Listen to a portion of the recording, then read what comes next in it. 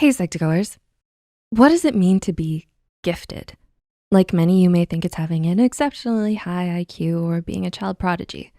And while it's true that people who fall under these categories can be considered gifted, it's also time you realize that there are actually many different types of giftedness that tend to get overlooked and undervalued.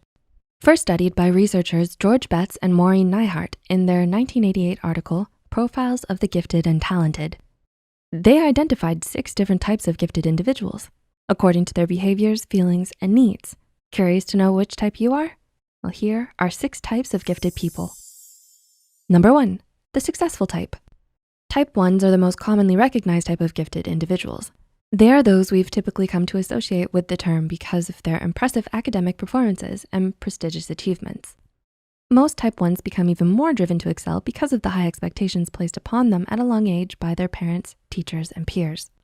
However, at the same time, some type 1s can become bored with school and lose their passion for learning because they feel like their giftedness has become their entire identity.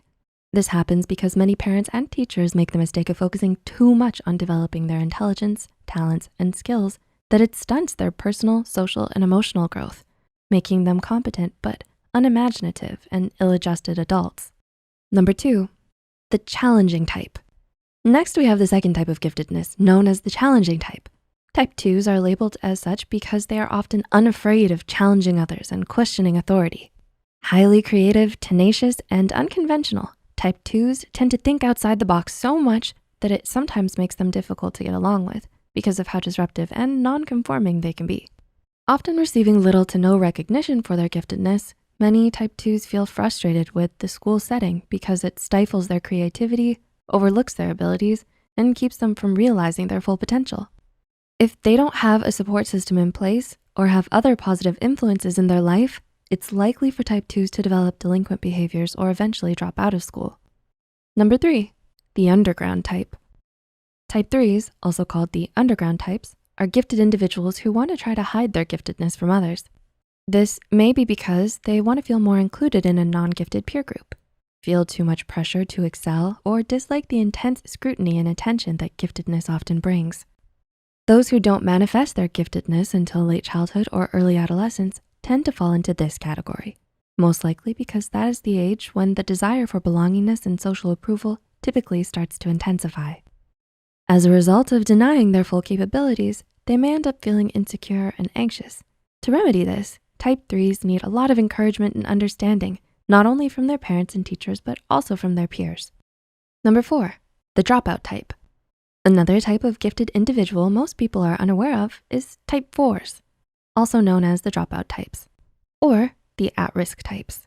Type 4s tend to have a reputation and are labeled as such because they often struggle with feelings of anger, frustration, and depression as a result of their giftedness being overlooked.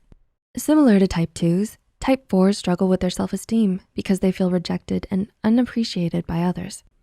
Since their interests, skills, and talents don't align with the typical school curriculum, they don't receive the support and affirmation they need from the people around them.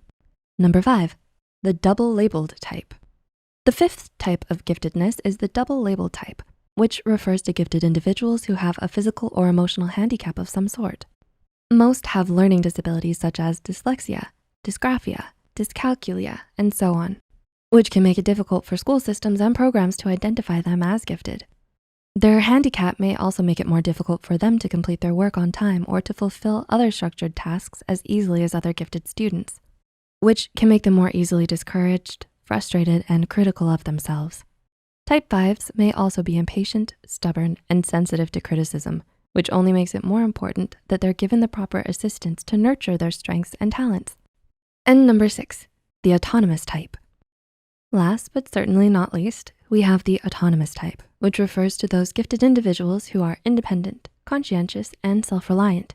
Similar to Type 1s, Type 6s often find success and recognition because they have learned how to excel in the school setting or have found ways to make the system work for them.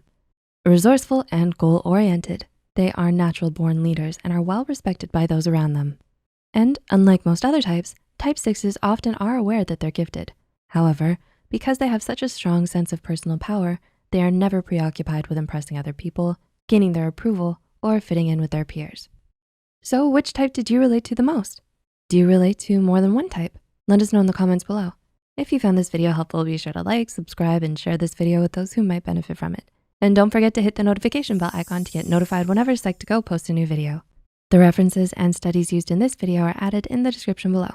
Thanks for watching, and we'll see you in the next video.